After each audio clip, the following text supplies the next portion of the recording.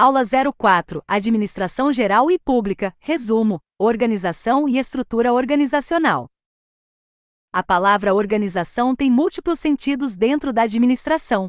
Primeiro, pode significar uma entidade estruturada, ou seja, um conjunto de pessoas e recursos que trabalham de forma coordenada para atingir objetivos comuns. Segundo, pode representar uma das funções administrativas que compõem o processo administrativo, ao lado do planejamento, da direção e do controle. Por fim, em um terceiro sentido, organização também se refere à ordem, à ideia de que cada coisa deve estar em seu devido lugar. Quando falamos da função administrativa chamada organização, estamos tratando da etapa que sucede o planejamento e antecede a direção. É o momento de dividir o trabalho, distribuir responsabilidades, definir a estrutura da empresa e estabelecer a alocação de recursos humanos, financeiros e materiais. De acordo com o autor Hidalberto Chiavenato, a função organização possui 4 componentes essenciais: tarefas, pessoas, órgãos e relações. As tarefas resultam da divisão do trabalho e produzem especialização. As pessoas executam as tarefas em cargos previamente definidos. Os órgãos agrupam pessoas e tarefas em departamentos, unidades ou divisões. E as relações tratam das interações entre pessoas e órgãos, tanto internas quanto externas, incluindo relações com clientes e fornecedores. A função organização se manifesta em 3 níveis. No nível institucional ou estratégico, abrange a empresa como um todo, define o desenho organizacional e se relaciona com o ambiente externo em um horizonte de longo prazo. No nível tático ou departamental, conecta o nível estratégico ao operacional, atuando em setores e departamentos com foco de médio prazo. Já no nível operacional, detalha-se a execução das tarefas, com foco no curto prazo e na rotina. A estrutura organizacional é o resultado das decisões tomadas pela alta administração. Ela define como as atividades são distribuídas, agrupadas e coordenadas, além de indicar a hierarquia e a forma de comunicação. Nela encontramos 4 sistemas fundamentais: o sistema de autoridade, o de responsabilidade, o de decisão e o de comunicação.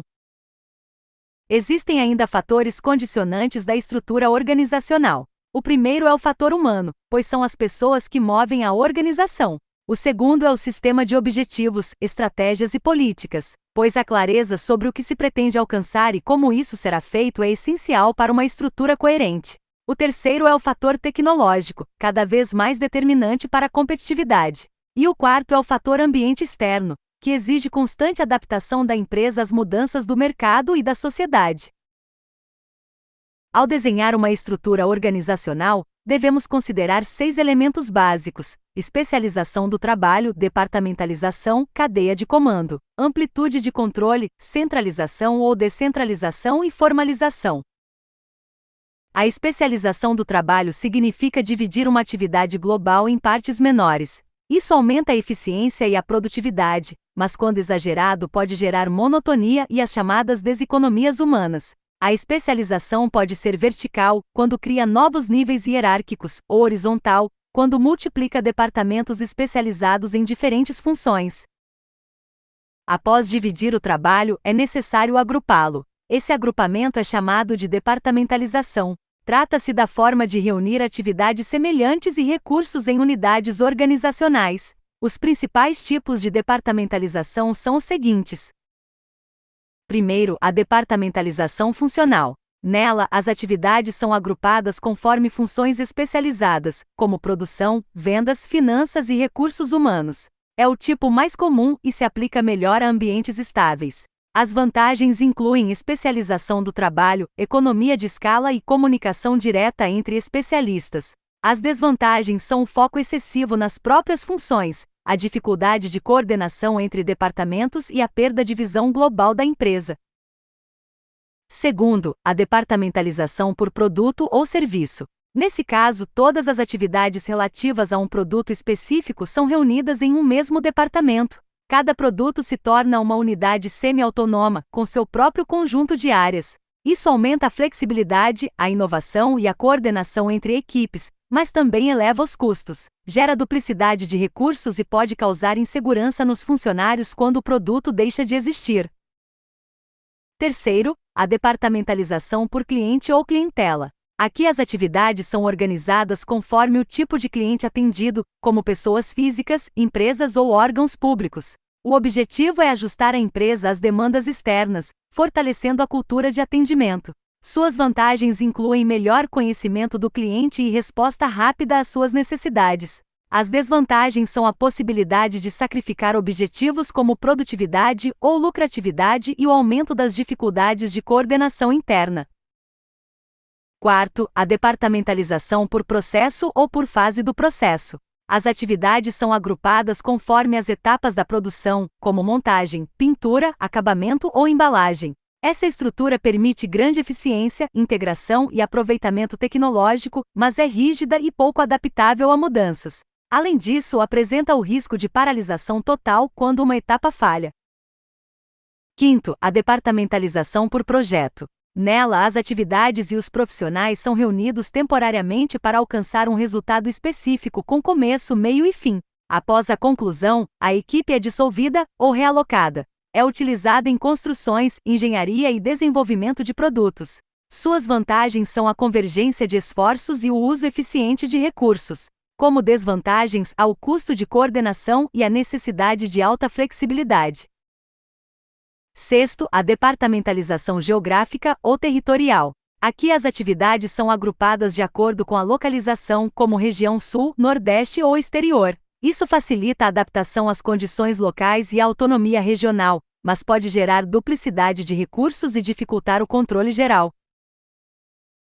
Além dessas, há a departamentalização híbrida, que combina mais de um critério, e a departamentalização matricial ou em grade, em que coexistem duas dimensões de autoridade. Por exemplo, a funcional e a de projeto. Nesse modelo, o funcionário tem dupla subordinação. Isso favorece a comunicação e a flexibilidade, mas enfraquece a cadeia de comando tradicional e pode gerar conflitos de autoridade.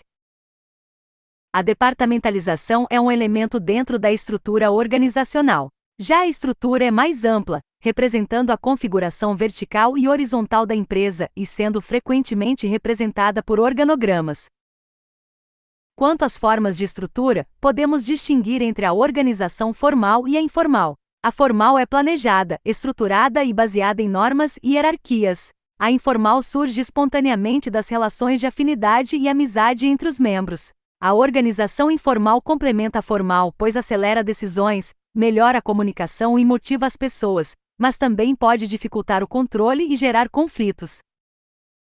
Há também a distinção entre estruturas mecanicistas e orgânicas. A estrutura mecanicista é burocrática, rígida, com grande divisão do trabalho, hierarquia vertical e decisões centralizadas. É típica de ambientes estáveis e reflete a teoria clássica da administração. Já a estrutura orgânica é flexível, horizontalizada, com cargos mutáveis, decisões descentralizadas e comunicação lateral predominante. Ela reflete a teoria das relações humanas e se adapta melhor a ambientes mutáveis e imprevisíveis. Entre os tipos de estrutura organizacional, temos várias configurações. A estrutura linear é vertical e centralizada, baseada na unidade de comando, adequada para empresas pequenas e estáveis, mas rígida e pouco especializada. A estrutura funcional é dividida por funções e apresenta múltipla subordinação, favorecendo a especialização, porém gerando conflitos e fragmentação. A estrutura linha-staff combina as duas anteriores, mantendo a autoridade de linha e incorporando assessores técnicos sem poder hierárquico. A estrutura divisional agrupa unidades autônomas por produto, cliente ou região, com foco em resultados, mas maior custo e duplicidade de funções. A estrutura matricial combina a funcional e a de projetos, com autoridade dupla e flexibilidade. A estrutura em rede organiza a empresa em torno de um núcleo central que se conecta a parceiros e terceirizados, favorecendo flexibilidade e baixo custo, mas reduzindo o controle sobre componentes essenciais. E a estrutura virtual é a extensão desse conceito, com forte uso de tecnologia da informação, operações terceirizadas e equipes dispersas geograficamente, o que aumenta a agilidade, mas também a vulnerabilidade. Outra área relacionada é a chamada Organização, Sistemas e Métodos, também conhecida como OSM. Essa área utiliza técnicas de análise e racionalização do trabalho, como fluxogramas, organogramas, estudos de tempo, arranjo físico e elaboração de manuais. O objetivo é padronizar procedimentos, eliminar atividades desnecessárias, otimizar processos, reduzir custos e aumentar a eficiência.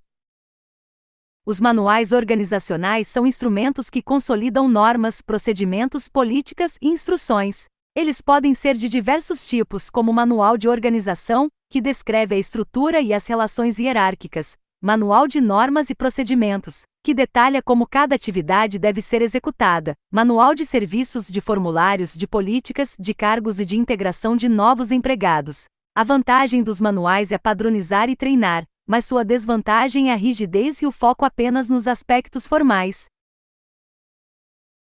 Os formulários e procedimentos operacionais padrão complementam esses manuais, garantindo que as atividades sejam realizadas conforme critérios de qualidade e segurança previamente definidos.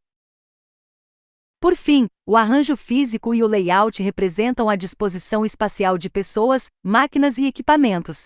O layout ideal procura equilibrar a economia de movimentos, o fluxo contínuo de materiais e a produtividade do trabalho. As etapas para projetar um layout incluem levantamento, análise crítica, planejamento da solução, implantação e controle dos resultados. O princípio básico é reduzir deslocamentos e garantir fluidez na operação. Em síntese, compreender a função organização e a estrutura organizacional é compreender como o trabalho é dividido, coordenado e controlado para que os objetivos da empresa sejam atingidos de forma eficaz e eficiente. O administrador deve ser capaz de ajustar o tipo de estrutura às características do ambiente, da tecnologia e das pessoas, assegurando a coerência entre estratégia e estrutura.